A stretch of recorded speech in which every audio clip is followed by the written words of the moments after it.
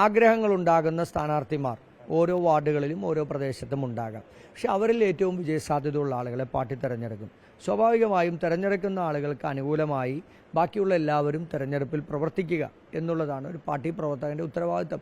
അങ്ങനെ ആരെയും വെല്ലുവിളിച്ചോ അല്ലെങ്കിൽ ഭയപ്പെടുത്തിയോ ഭീഷണിപ്പെടുത്തിയോ ഒന്നും മാറ്റാൻ ഉദ്ദേശിക്കുന്നില്ല. എല്ലാവരും നല്ല രീതിയിൽ പറഞ്ഞു മാറ്റുക എന്നുള്ളത് തന്നെയാണ്. രാഷ്ട്രീയ വിഷയങ്ങളാണ്.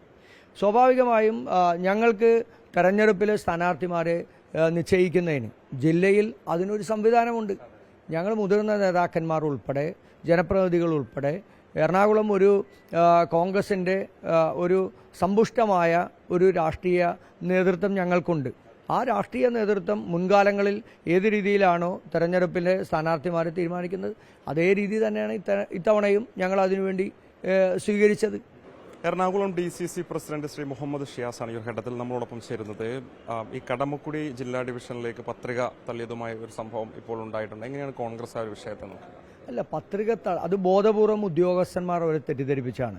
അപ്പോൾ അവരുടെ പത്രികയിൽ ഇപ്പോൾ അവർ താമസിക്കുന്ന അവർക്ക് വേണ്ടി പിന്താങ്ങിയ ആൾ ആ ഡിവിഷനിൽപ്പെട്ട ആളല്ല എന്നുള്ളതാണ്. അപ്പോൾ അവിടെ നേരത്തെ ഈ ഡീലിമിറ്റേഷൻ സമയത്ത് പുതിയ കടമക്കുടി രൂപീകരണവുമായി ബന്ധപ്പെട്ട് ഇവർ താമസിക്കുന്ന ഉൾപ്പെടെയുള്ള പ്രദേശങ്ങൾ കൂടി പുതിയ കടമക്കുടിയിലേക്ക് ചേർക്കണം എന്ന് പറഞ്ഞ് നേരത്തെ ഒരു ഡീലിമിറ്റേഷനെതിരായി കോടതി വരെ പോയി, ഹൈക്കോടതി വരെ കേസ് നിലനിന്നിരുന്നു. അപ്പോൾ അതുമായി ബന്ധപ്പെട്ട് ഏതെല്ലാം പ്രദേശങ്ങളാണ് ഉണ്ടായത്, പിന്നീട് വന്ന ഒരു മാറ്റം ഉണ്ടായതെന്ന് ഒരു ആശങ്ക അവർക്കുണ്ടായിരുന്നു. പക്ഷെ അവർ കളക്ടറേറ്റിൽ ചെന്നപ്പോൾ അവരെ പിന്താങ്ങുന്ന ആൾ അവിടെ ഉണ്ടായിരുന്നു. അപ്പോൾ അവർ ഒപ്പിടാനായി ചെന്നപ്പോൾ അവരോട് ചോദിച്ചു, കളക്ടറേറ്റിലെ ഉദ്യോഗസ്ഥന്മാരോട്, ഇന്ന ആളാണ്, അപ്പോൾ ഞങ്ങൾക്കൊരു ആശങ്കയുണ്ട്, ഇന്ന ആൾ ഒപ്പിട്ടാൽ മതിയോ, അവരുടെ പേര് ഈ ഡിവിഷനിൽ തന്നെയാണോ എന്നുള്ളതൊന്ന് നോക്കാനായി അവരോട് പറഞ്ഞു. അപ്പോൾ ഉദ്യോഗസ്ഥന്മാർ അവരുടെ സിസ്റ്റത്തിൽ അവർ നോക്കി അവർ ഈ ആൾ തന്നെ മതി, കുഴപ്പമില്ല എന്ന് പറഞ്ഞതിൻ്റെ അടിസ്ഥാനത്തിലാണ് ഒപ്പിട്ട് പോകുന്നത്. പിന്നീട് പുറത്തിറങ്ങിയതിന് ശേഷമാണ്, അതായത് നോമിനേഷൻ സ്വീകരിക്കുന്ന അവസാന ദിവസമാണ് ഇവർ നോമിനേഷൻ കൊടുക്കുന്നത്. ആ അവസാന ദിവസം ഉച്ചയ്ക്ക് 1 മണിക്കാണ് ഇവർ നോമിനേഷൻ കൊടുക്കുന്നത്. അതിനുശേഷം ഇവർ പുറത്തിറങ്ങി പോകുന്ന സമയത്താണ് മറ്റുള്ള ആളുകളുമായി സംസാരിച്ചപ്പോൾ ആ ആശങ്കകൾ പരിഹരിക്കാം, നമുക്ക് പുതിയൊരു നോമിനേഷൻ കൂടി കൊടുക്കാം എന്ന് പറഞ്ഞ് 1:50 പുതിയ നോമിനേഷൻ അവർ തയ്യാറാക്കി കൊണ്ടുവന്ന് കളക്ടറേറ്റിലെത്തുമ്പോൾ സെക്യൂരിറ്റിക്കാരൻ പറയുന്നു നോമിനേഷൻ സ്വീകരിക്കുന്ന നടപടികൾ പൂർത്തീകരിച്ചു. 1:50, 2:50, 3 മണിവരെയാണ് നോമിനേഷൻ കൊടുക്കുക. അപ്പോൾ 3 മണിവരെയും നോമിനേഷൻ്റെ കൊടുക്കാം എന്നുള്ളതിരിക്കെ 2:50 എങ്ങനെയാണ് ഇവർ സ്വീകരിക്കില്ല എന്നൊരു സെക്യൂരിറ്റിക്കാരൻ എങ്ങനെയാണ് പറയാൻ കഴിയുക? അപ്പോൾ അങ്ങനെ ഒരു 10 മിനിറ്റ് സമയം അവരുമായി സംസാരിച്ച് അങ്ങനെ പോയി. അപ്പോൾ ഇവരത് പറഞ്ഞു, ഒരു ജില്ലാ പഞ്ചായത്ത് വൈസ് പ്രസിഡന്റാണ് എന്നെല്ലാം പറഞ്ഞിട്ടും ആ സെക്യൂരിറ്റിക്കാരനെ അകത്തേക്ക് കടത്തിവിട്ടില്ല. പിന്നീട് കളക്ടറെ വിളിച്ച് കളക്ടർ വന്നപ്പോൾ 3:10. അപ്പോൾ കളക്ടർ പറഞ്ഞു ഇനി സ്വീകരിക്കാൻ പറ്റില്ലെന്ന് പറഞ്ഞു. അപ്പോൾ കളക്ടറേറ്റിലെ ഉദ്യോഗസ്ഥന്മാരുടെ ബോധപൂർവമുള്ള സമീപനമാണ് ഈ നോമിനേഷൻ പ്രോസസ്സിൽ അവർക്ക് കൃത്യമായി പങ്കെടുക്കാനും അല്ലെങ്കിൽ അവർ കൊടുത്ത നോമിനേഷൻ തെറ്റിദ്ധരിപ്പിച്ച് അവരെ കൊണ്ട് അത് തള്ളിക്കാനും കഴിഞ്ഞത് എന്നുള്ളതാണ് ഞങ്ങളുടെ ആരോപണം. അതിനെ നിയമപരമായും രാഷ്ട്രീയപരമായും ഞങ്ങൾ നേരിടും. അത് കോടതിയിൽ ഞങ്ങൾ പോകും, ഞങ്ങൾ അപ്പീൽ കൊടുത്തിട്ടുണ്ട്. അതിൻ്റെ എല്ലാം റിസൾട്ട് എന്താണെന്ന് നോക്കി അതിനെ കോടതിയിൽ ഞങ്ങൾ ചോദ്യം ചെയ്യും. ഇടങ്ങൾ സമാനമായിട്ടുള്ള സംഭവങ്ങൾ ഉണ്ടായിട്ടുണ്ട്. എറണാകുളം ജില്ലയിലും ഇത് ആവർത്തിക്കുന്നു എന്ന് പറയുമ്പോൾ അതിൽ ദുരൂഹത സംശയിക്കുന്നുണ്ടോ? മറ്റെന്തെങ്കിലും ഇടപെടലുകൾ? അല്ല, തെരഞ്ഞെടുപ്പ് ഉദ്യോഗസ്ഥന്മാരുടെ അന്ധമായ രാഷ്ട്രീയം പല സമയത്തും നമുക്ക് കാണാൻ കഴിഞ്ഞിട്ടുണ്ട്. അപ്പോൾ അത്തരത്തിലുള്ള ഒരു സമീപനമാണ് ഇവിടെ ഉണ്ടായതെന്ന് ഞങ്ങൾ സംശയിക്കുകയാണ്. ബോധപൂർവം അത്തരത്തിലുള്ള സമീപനം ഉണ്ടായെന്ന് ഞങ്ങൾ സംശയിക്കുകയാണ്. ഒരു ജില്ലാ പഞ്ചായത്ത് വൈസ് പ്രസിഡന്റ് ആയിരിക്കുന്ന ഒരാൾ ഒരു നോമിനേഷൻ കൊടുക്കാൻ വരുമ്പോൾ സ്വാഭാവികമായും വിവിധ തലങ്ങളിൽ നമ്മൾ സ്ഥാനാർത്ഥിമാരായി മത്സരിക്കുന്ന ആളുകളോട് ഉദ്യോഗസ്ഥന്മാർ തന്നെ എന്തെങ്കിലും ഒരു നോമിനേഷനിൽ എന്തെങ്കിലും പോരായ്മകളുണ്ടെങ്കിൽ തെറ്റുകളുണ്ടെങ്കിൽ അത് ചൂണ്ടിക്കാണിക്കും. അത് ഇവർ ഇങ്ങനെ ഒരു ആശങ്ക പ്രകടിപ്പിച്ചിട്ടാണ് ഇവരെ നാമനിർദ്ദേശം ചെയ്യുന്ന ആൾ ഒപ്പിട്ടത്. അപ്പോൾ സ്വാഭാവികമായും ആ ഒപ്പിടുമ്പോൾ ഇവർ പറയണ്ടേ ഈ ഡിവിഷനിൽ പുറത്തുള്ള ആളാണ് ഇദ്ദേഹം, അതുകൊണ്ട് അദ്ദേഹത്തിന് ഒപ്പിടാൻ കഴിയില്ല. പക്ഷേ ഇരിക്കുന്ന ഉദ്യോഗസ്ഥന്മാർ ഇദ്ദേഹത്തിൻ്റെ പേരും ഇദ്ദേഹത്തിൻ്റെ വാർഡും ഏത് പ്രദേശത്താണെന്ന് നോക്കി അവരാണ് പറയുന്നത് കുഴപ്പമില്ല ഇദ്ദേഹം തന്നെ ഒപ്പിട്ടാൽ മതി എന്ന് പറയുന്നത്. അങ്ങനെയാണ് ഈ പത്രിക സമർപ്പിക്കുന്നത്. സ്വാഭാവികമായും അവർ ഇവരെ തെറ്റിദ്ധരിപ്പിക്കുകയായിരുന്നു. ഈ തെറ്റിദ്ധരിപ്പിക്കപ്പെട്ട് പോന്നതിന് ശേഷവും അവർ പുറത്തിറങ്ങി ഈ ആശങ്ക വീണ്ടും മറ്റുള്ള ആളുകളോട് സഹപ്രവർത്തകരോടുമായി പങ്കുവച്ചു.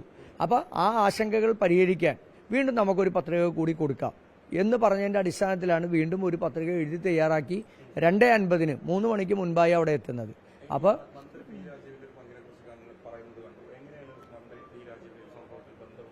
അല്ല, അത് കളമശ്ശേരി നിയോജക മണ്ഡലത്തിലെ ആലങ്ങാട് ബ്ലോക്ക് പഞ്ചായത്തിലെ മനക്കപ്പടി ഡിവിഷൻ 1-ാം ഡിവിഷനിൽ സെറീന എന്ന് പറയുന്ന ഒരു വനിതാ സ്ഥാനാർത്ഥിയുടെ പത്രിക തള്ളിയതുമായി ബന്ധപ്പെട്ടാണ്. അവർ ഒരു വീട്ടമ്മയാണ്. തൊട്ടടുത്ത ഖാദി യൂണിറ്റ് ഉണ്ട്, കരിമാലൂർ ഖാദി യൂണിറ്റ്. അവിടെ നൂലിൻ്റെ ഡൈയിങ് യൂണിറ്റ് ഉണ്ട്. അവിടെ 2-3 മണിക്കൂറുകൾ, അത് ചിലപ്പോൾ മാസത്തിലേതെങ്കിലും ദിവസങ്ങളിൽ 5-10 ദിവസങ്ങളിൽ ഒരു 3-4 മണിക്കൂറായിരിക്കും അവർക്ക് ജോലി കിട്ടുക. അപ്പോൾ അവിടെ നിന്ന് ആ പ്രദേശത്തെ 2-3 സ്ത്രീകളാണ് അത് പോയി ചെയ്യുക. അതിനകത്തൊരു സ്ത്രീയാണ് ഇവർ. അപ്പോൾ അവർ ഖാദി യൂണിറ്റിൽ ജീവനക്കാരിയല്ല, അവർ ഡെയിലി വേഴ്സുകാരിയല്ല, അവർ എംപ്ലോയ്മെൻറ്റിൽ നിന്ന് അവരെ കൊണ്ട് അവർക്ക് ജോലി കൊടുത്തതല്ല, ഒന്നുമല്ല. ആ പ്രദേശത്ത് അങ്ങനെ ഒരു യൂണിറ്റ് വന്നപ്പോൾ അവിടെ ജീവനക്കാർ ഈ പറയുന്ന സമയത്ത് നൂല് ഡൈ ചെയ്യാൻ ഈ ആളുകളെ ആവശ്യമുള്ള സമയത്ത് അവിടെ മണിക്കൂറുകൾ, 1-2 മണിക്കൂർ ജോലി ചെയ്യുന്ന ആൾ മണിക്കൂറിനാണ് കാശ്. അപ്പോൾ അങ്ങനെയാണ് കൊടുത്ത് ഇവർ അത് ഏതെങ്കിലും മാസത്തിൽ ചിലപ്പോൾ 6-7 ദിവസം ഉണ്ടാവുകയുള്ളൂ. അങ്ങനെയുള്ള സമയങ്ങളിലാണ്, ഈ മണിക്കൂറുകളിലാണ് ജോലി. അപ്പോൾ അങ്ങനെ ജോലി ചെയ്തതിൻ്റെ ഒരു റെസിപ്റ്റാണ് CPM അവിടെ ഹാജരാക്കിയത്. അവരവിടെ ജോലി ചെയ്ത് അവിടെ നിന്ന് പണം വാങ്ങി, അതുകൊണ്ട് ഇവരവിടുത്തെ ജീവനക്കാരിയാണെന്ന് പറഞ്ഞു. അവരവിടുത്തെ ജീവനക്കാരിയല്ല, അവരെ സർക്കാർ അപ്പോയിൻ്റ് ചെയ്തിട്ടില്ല. അവർക്ക് PSC വഴിയോ അല്ലെങ്കിൽ മറ്റേതെങ്കിലും ഖാദി യൂണിറ്റ് അല്ലേ, PSC വഴിയോ മറ്റോ ഒന്നുമല്ല അവർക്ക് അവിടെ ജോലി കിട്ടിയിരിക്കുന്നത്. അങ്ങനെയല്ല, അവരവിടെ മണിക്കൂറിന് ഇതുപോലെ ജോലി ചെയ്യുന്ന ഒരാളാണ്. സ്വാഭാവികമായും അത്തരത്തിൽ ഉള്ള ആളുകളുടെ നോമിനേഷൻ ബോധപൂർവം തള്ളുക എന്നുള്ളത് CPM ഒരു അജണ്ടയായിരുന്നു. അപ്പോൾ അവിടുത്തെ ഫിഷറീസ് ഡെപ്യൂട്ടി ഡയറക്ടറായിട്ടുള്ള ഒരു മാജ ജോസിനാണ് അവിടെ വരണാധികാരി. അപ്പോൾ അവരോട് മന്ത്രി രാജീവ് വിളിച്ച് പറഞ്ഞു എന്നുള്ളതാണ് പിന്നീട് അറിയാൻ കഴിയും. മന്ത്രിയുടെ ഇടപെടലുണ്ട്, അതുകൊണ്ട് ഒരു തരത്തിലും സ്വീകരിക്കാൻ കഴിയില്ല എന്ന് അവർ പല ചുറ്റുമുള്ള ഉദ്യോഗസ്ഥരോടൊക്കെ സംസാരിച്ചിരുന്നു, മന്ത്രി വിളിച്ചിരുന്നു എന്നുള്ളതാണ് പറഞ്ഞത്. അങ്ങനെ ഞങ്ങൾക്ക് അറിയാൻ കഴിഞ്ഞു. അപ്പോൾ മന്ത്രിമാരുടെ ഇടപെടലും ജനപ്രതിനിധികളുടെ ഇടപെടലും ഭരണാധികാരികൾ സത്യസന്ധമായി സുതാര്യമായി നീതിപൂർവം തെരഞ്ഞെടുപ്പിന് നേതൃത്വം കൊടുക്കേണ്ട ആളുകളാണ്. അപ്പോൾ അത് അവർ ലംഘിക്കപ്പെട്ടു. അവർക്കെതിരെ ഞങ്ങൾ മുഖ്യ തെരഞ്ഞെടുപ്പ് വരണാധികാരിക്ക് ഞങ്ങൾ പരാതി കൊടുത്തിട്ടുണ്ട്. അവരെ ഈ സ്ഥാനത്ത് നിന്ന് നീക്കം ചെയ്യണം. ഈ വരണാധികാരി എന്നുള്ള രീതിയിൽ അവരെ ഇനി അവർക്ക് അവിടെ ചുമതല കൊടുക്കാൻ പാടില്ല, അവരവിടെ നിന്ന് നീക്കം ചെയ്യണമെന്ന് ഞങ്ങൾ പരാതി കൊടുത്തിട്ടുണ്ട്. അങ്ങനെ അന്ധമായ രാഷ്ട്രീയം വച്ചു പുലർത്തുന്ന ചില ഉദ്യോഗസ്ഥന്മാരുടെ ഇടപെടലാണ് ഇത്തരത്തിലുള്ള സമീപനങ്ങൾ ഉണ്ടായിട്ടുള്ളത്. അപ്പോൾ അതിനെ രാഷ്ട്രീയപരമായും നിയമപരമായും അതിനെ കൈകാര്യം ചെയ്യുക എന്നുള്ളതാണ് ഞങ്ങൾ ഉദ്ദേശിക്കുന്നത്. അത് കോടതിയിൽ ഞങ്ങൾ ചലഞ്ച് ചെയ്യും. അതിനെ തെരഞ്ഞെടുപ്പിൻ്റെ മുഖ്യ ഭരണാധികാരികൾക്ക് പരാതി കൊടുക്കും. അതിനെ രാഷ്ട്രീയപരമായി ഞങ്ങൾ നേരിടുകയും. കോർപ്പറേഷനിലേക്ക് എത്തുമ്പോൾ ഒരു വിമത ഭീഷണി വലിയ തിരിച്ചടിയാകുമെന്നുള്ളൊരു പ്രചാരണം ഒരു ഭാഗത്തുണ്ട് കോൺഗ്രസിനെ സംബന്ധിച്ച്. അതിനെങ്ങനെയാണ് നോക്കിക്കാണുന്നത്? അല്ല, ഒരു കാലഘട്ടത്തിലും ഇല്ലാത്ത രീതിയിലാണ് സ്ഥാനാർത്ഥി നിർണയം കൊച്ചിൻ കോർപ്പറേഷനിൽ ഞങ്ങൾ പൂർത്തിയാക്കിയത്. ഓരോ ഡിവിഷനുകളിൽ നിന്നും വന്ന പേരുകൾ, ആ പേരുകളിൽ നിന്ന് അനുയോജ്യരായിട്ടുള്ള ഏറ്റവും വിജയസാധ്യതയുള്ള ആളുകളെ ഞങ്ങൾ സ്ഥാനാർത്ഥിമാരാക്കി. അതിനകത്ത് സ്വാഭാവികമായും അതൃപ്തികളുണ്ടാകാം, പലർക്കും ആഗ്രഹമുള്ള ആളുകൾക്ക് അതൃപ്തികളുണ്ടാകാം. അപ്പോൾ കഴിഞ്ഞ കാലഘട്ടങ്ങളിലൊന്നും ഉണ്ടായതുപോലെയുള്ള ഒരു വലിയ തോതിൽ അങ്ങനെ ഒരു റിബലുകളോ അല്ലെങ്കിൽ അത്തരത്തിലുള്ള ശല്യങ്ങളോ ഒന്നുമില്ല. ഒരു 3-4 സ്ഥലത്ത് അത്തരത്തിലുള്ള ആളുകൾ അവരെ പിന്മാറ്റാനുള്ള ശ്രമങ്ങൾ ഞങ്ങൾ നടത്തിക്കൊണ്ടിരിക്കുകയാണ്. അത് ഈ വരും ദിവസങ്ങളിൽ ഞങ്ങളത് പൂർത്തീകരിക്കും. അപ്പോൾ അത്തരത്തിൽ വേണ്ടപ്പെട്ട ആളുകളാണ്. അപ്പോൾ അവരെ പാർട്ടിക്ക് നിലവിലുള്ള അവിടെ മത്സരിക്കുന്ന സ്ഥാനാർത്ഥിക്ക് അവരോടൊപ്പം പ്രവർത്തിപ്പിക്കാനുള്ള ഒരു വലിയ ശ്രമം ഞങ്ങൾ നടത്തിക്കൊണ്ടിരിക്കുകയാണ്. അത് പൂർത്തീകരിക്കാൻ കഴിയുമെന്ന് തന്നെയാണ് ഞങ്ങളുടെ വിശ്വാസം. തന്നെ വിമത സ്വരങ്ങളെയൊക്കെ തന്നെ ചർച്ചയിലൂടെ പരിഹരിക്കുമെന്നുള്ളതാണ്. അതാണ് വോട്ടിങ്ങിന് മുമ്പ് കഴിഞ്ഞ 1 വർഷവും 3 മാസവും എടുത്താണ് തെരഞ്ഞെടുപ്പിൻ്റെ മുന്നൊരുക്ക പ്രവർത്തനങ്ങൾ ഞങ്ങൾ നടത്തിയത്. അപ്പോൾ എല്ലാ മുന്നൊരുക്ക പ്രവർത്തനങ്ങളിലും ഇത്തരത്തിലുള്ള ഈ റിബൽ ശല്യത്തെക്കുറിച്ചും ഇത്തരത്തിൽ ആഗ്രഹങ്ങളുണ്ടാകുന്ന സ്ഥാനാർത്ഥിമാർ ഓരോ വാർഡുകളിലും ഓരോ പ്രദേശത്തും ഉണ്ടാകാം. പക്ഷെ അവരിൽ ഏറ്റവും വിജയസാധ്യതയുള്ള ആളുകളെ പാർട്ടി തിരഞ്ഞെടുക്കും. സ്വാഭാവികമായും തിരഞ്ഞെടുക്കുന്ന ആളുകൾക്ക് അനുകൂലമായി ബാക്കിയുള്ള എല്ലാവരും തിരഞ്ഞെടുപ്പിൽ പ്രവർത്തിക്കുക എന്നുള്ളതാണ് ഒരു പാർട്ടി പ്രവർത്തകൻ്റെ ഉത്തരവാദിത്തം എന്ന് ഞങ്ങൾ നിരവധി പ്രാവശ്യം പറഞ്ഞിട്ടുണ്ട്. അതുകൊണ്ട് വിവിധ ആളുകൾക്ക് അത് മനസ്സിലാവുകയും ചെയ്തിട്ടുണ്ട്. അത്തരത്തിൽ ആർക്കെങ്കിലും അത് ഇനിയും അത് ഉൾക്കൊള്ളാൻ കഴിഞ്ഞിട്ടില്ലെങ്കിൽ അവരെ ഒന്നുകൂടി അത് പറഞ്ഞു മനസ്സിലാക്കുക. അത് ഞങ്ങൾ നേരത്തെ പറഞ്ഞല്ലോ, ഞങ്ങളൊരു കൗൺസിലിംഗ് തന്നെ ഇതിനുവേണ്ടി ഞങ്ങൾ നിരവധി പ്രാവശ്യം ഞങ്ങൾ നടത്തിയിരുന്നു. അതിന് ഇനിയും തുടരുക എന്നുള്ളത് തന്നെയാണ് ഞങ്ങളുടെ ഉദ്ദേശം. അങ്ങനെ ആരെയും വെല്ലുവിളിച്ചോ അല്ലെങ്കിൽ ഭയപ്പെടുത്തിയോ ഭീഷണിപ്പെടുത്തിയോ ഒന്നും മാറ്റാൻ ഉദ്ദേശിക്കുന്നില്ല. എല്ലാവരും നല്ല രീതിയിൽ പറഞ്ഞു മാറ്റുക എന്നുള്ളത് തന്നെയാണ്. ഈ കൊച്ചിയെ സംബന്ധിച്ച് ഇപ്പോൾ അങ്ങ് പറഞ്ഞതുപോലെ തന്നെ ഒരു കേഡർ സ്വഭാവത്തിലുള്ള സംവിധാനത്തിലൂടെ വളരെ വേഗത്തിൽ സ്ഥാനാർത്ഥി നിർണ്ണയം ഉൾപ്പെടെ പൂർത്തിയാക്കാൻ സാധിച്ചു. പക്ഷേ തെരഞ്ഞെടുപ്പിൽ സാധാരണ കാണാത്ത രീതിയിൽ കൊച്ചി കേന്ദ്രീകരിച്ചുകൊണ്ട് അങ്ങയെ കേന്ദ്രീകരിച്ചുള്ള ഒരു പ്രചാരണം CPM ഒരു ഭാഗത്ത് നടത്തുന്നുണ്ട്. അങ്ങയുടെ വ്യക്തി താല്പര്യങ്ങൾക്ക് വിധേയപ്പെട്ടുകൊണ്ടുള്ള സ്ഥാനാർത്ഥി നിർണ്ണയമുണ്ടായി. പേയ്മെന്റ് സീറ്റ് പോലെയുള്ള പ്രചാരണമൊക്കെ തന്നെ CPM ഒരു ഭാഗത്ത് നടത്തുന്നുണ്ട്. അതിനുള്ളൊരു മറുപടിയാണ്. അല്ല, CPMന്റെ രാഷ്ട്രീയപരമായിട്ടുള്ള ആരോപണങ്ങളാണ് ഞങ്ങൾക്കെതിരായി ഉയരുന്നത്.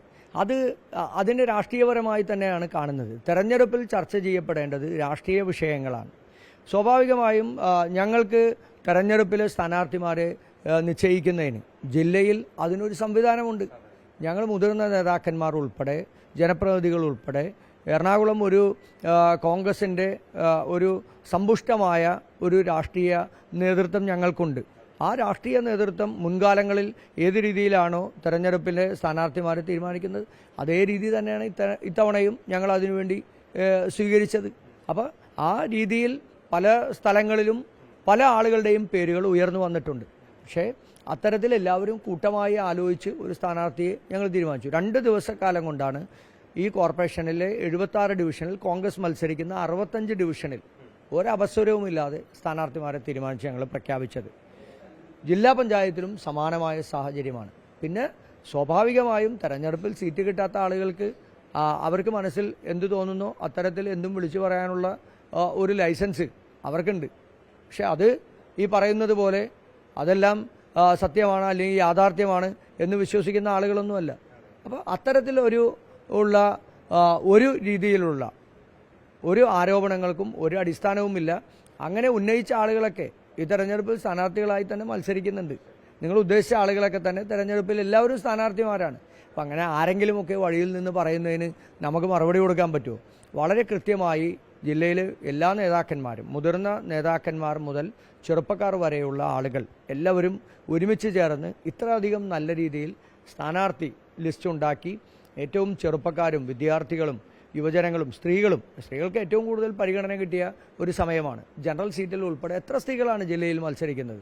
അത് കോർപ്പറേഷനിൽ 4 പേര് മത്സരിക്കുന്നുണ്ട്. പഞ്ചായത്തിലും മുനിസിപ്പാലിറ്റിയിലും വേറെ കുറേ പേര് മത്സരിക്കുന്നുണ്ട്. അപ്പോൾ അത്രയധികം ആളുകൾക്ക് അത് കഴിവും വിജയസാധ്യതയുമാണ് മാനദണ്ഡമായി ഞങ്ങൾ പറഞ്ഞത്. ഞങ്ങൾക്കത് ഭൂരിഭാഗവും ഞങ്ങൾക്കത് പൂർത്തീകരിക്കാൻ സാധിച്ചിട്ടുണ്ട്. വലിയ ആത്മവിശ്വാസമാണ്, വലിയ വിജയപ്രതീക്ഷയാണ്. ചരിത്രത്തിലെ ഏറ്റവും വലിയ വിജയമായിരിക്കും UDFന് എറണാകുളത്തുണ്ടാകുക. തീർച്ചയായും എറണാകുളം ജില്ലയിൽ ചരിത്രത്തിലെ ഏറ്റവും വലിയ ഭൂരിപക്ഷത്തിൽ തന്നെ വിജയിക്കുമെന്നുള്ളതാണ് DCC പ്രസിഡന്റായുള്ള മുഹമ്മദ് ഷിയാസ് നമ്മളോട് വ്യക്തമാക്കുന്നത്. വീഡിയോ ജേർണലിസ്റ്റ് സബിൻ ചെത്തിനൊപ്പം reporter Mubashar P Akbar, reporter Kochi.